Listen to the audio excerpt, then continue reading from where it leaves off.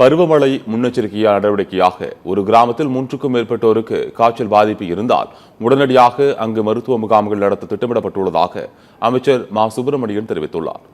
சென்னை மதுரவாயலில் தமிழக அரசு நலம் காக்கும் ஸ்டாலின் மருத்துவ முகாம் நடைபெற்றது. அமைச்சர் மா சுப்பிரமணியன், நாடாளுமன்ற உறுப்பினர் TR பாலு ஆகியோர் கலந்து கொண்டு முகாமில் வழங்கப்படும் சிகிச்சைகள் குறித்து கேட்டறிந்தனர்.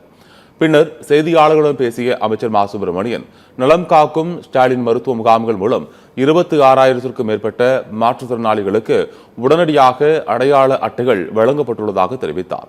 இதுவரை 47 முகாம்கள் நடத்தப்பட்டுள்ளதாகவும் இதில் 17 வகையான சிகிச்சை முறைகள் வழங்கப்படுவதாகவும் குறிப்பிட்டார். சென்னையில் மட்டும் நலம் காக்கும் ஸ்டாலின் முகாம் மூலம் 17,000க்கும் மேற்பட்டோர் பயனடைந்துள்ளதாகவும் தெரிவித்தார். ஒரு கிராமத்தில் 3க்கும் மேற்பட்டோருக்கு காய்ச்சல் பாதிப்பு இருந்தால் உடனே அங்கு முகாம்கள் நடத்த ஏற்பாடு செய்யப்பட்டுள்ளதாகவும் அமைச்சர் மா சுப்பிரமணியன் கூறினார்.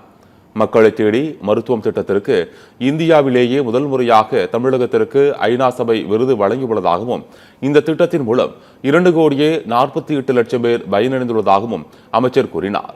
முதல் முறையாக இந்தியாவில் இருக்கிற ஒரு மாநில அரசின் ஒரு துறைக்கு, அதாவது United Nations inter agency task force award என்கின்ற ஒரு உலகளாவிய விருது வழங்கப்பட்டிருக்கிறது.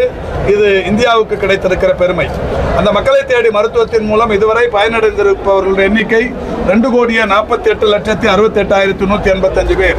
ரிப்பீட்டட் சர்வீஸ் என்கின்ற வகையில் தொடர் சேவையை பெற்றிருப்பவர்கள் எண்ணிக்கை 4,68,03,041 பேர்.